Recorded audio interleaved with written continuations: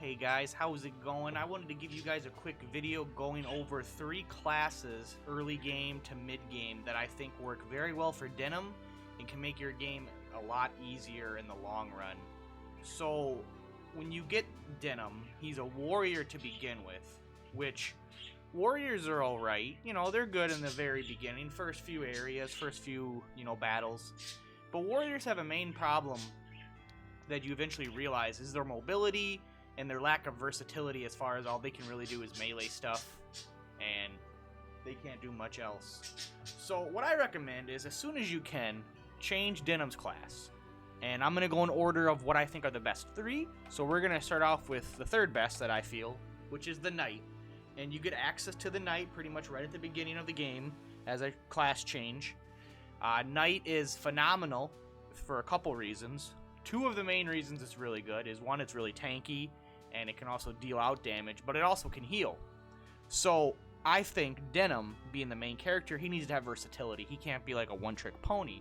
So the ability to heal is really great on Denam, just through skills, because, he can act kind of like a little bit of a cleric and do that role, so you might not need a cleric, because cleric, let's be honest, they can't really attack all too well, especially in the beginning of the game. They kind of just run around and heal people, and that's all they do, and exercise undead. And you also got a lot of your skills. You got Rampart Aura, which is really good for holding a line, holding a choke point, keeping enemies from getting back onto your squishies.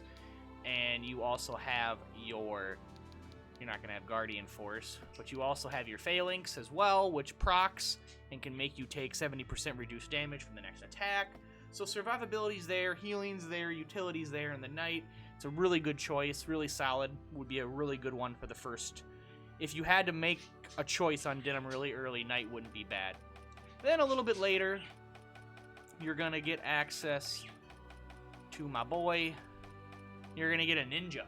Now, Ninja won't be readily available. You'll get it around Chapter 2, I believe. You won't get it in Chapter 1. Ninja's really great because it also offers a lot of utility. You got the great melee capabilities, you're really quick, you got a lot of movement. As you know, movement and jump are really great to have on a character so they can get around the battlefield and do things. You also have, some defenses like Steel Stance. You can dual swing weapons with the double attack, so you can go really offensive with a ninja for Denam. Denam's going to be usually your main damage dealer. Like, for me, Denam is my guy that goes in there and he messes stuff up. He's in there on the front lines, swinging away, dealing damage, being a threat. That's how I would expect him to be, and Ninja is very possible of doing that. You even got Smoke Screen, which can help you dodge attacks, get out of there in a bad situation. You got a lot of great skills, and, a lot of people underestimate blowguns. Eventually, you can get a lot of status-inflicting parameters on those. Like, the blowgun I have is the one that does Charm. If they get hit with the blowgun, there's a chance they'll be charmed. My other ninja, I had another one, a poison one as well. I think it's on a different character, but hit them with the blowgun, can just poison them with a chance. So that's really neat. I think blowguns are kind of underrated. They're good utility. You also get, like, ninjutsu. So, I have the Water Tiger because this guy's water, and this is basically a water AoE attack, which is kind of like what a mage would do. And then I also have Envenom and Benum, which one of these will proc on my weapon, and when I do a melee attack, they'll either get stunned or poisoned, which is also really great to have. Status effects, in case you guys don't know, are very strong in this game.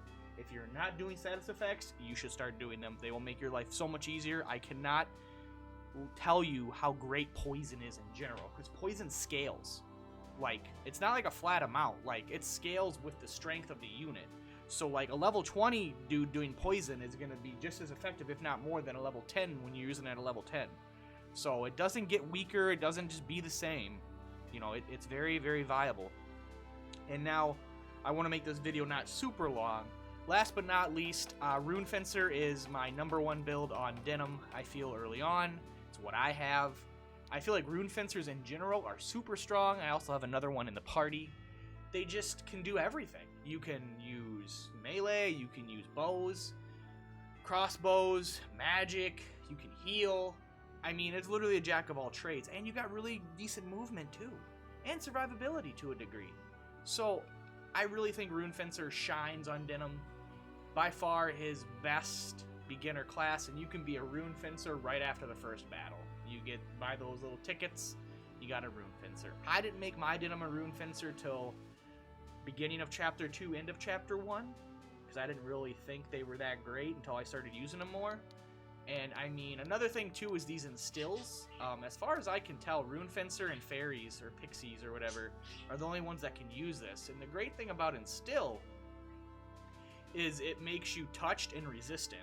So basically, this will make all of my when I use this, when it procs, my melee attacks will do additional lightning damage. So my weapon will do lightning damage or whatever element you have, and I become more resistant to it. So it's good, and it's not. I think you can cast it actually. I'm sorry, I don't think it's a proc. You can just. No, it's an auto. It's an auto. Yeah. So it's great. It's great that you get that benefit. You get the added lightning reduction and the added lightning damage. So it triggers automatically. There you go. So I don't think people really understand the instills because I didn't really use them that much. But that's very great. And then obviously you got your lightning magic attacks. And then Rune Fencers can heal.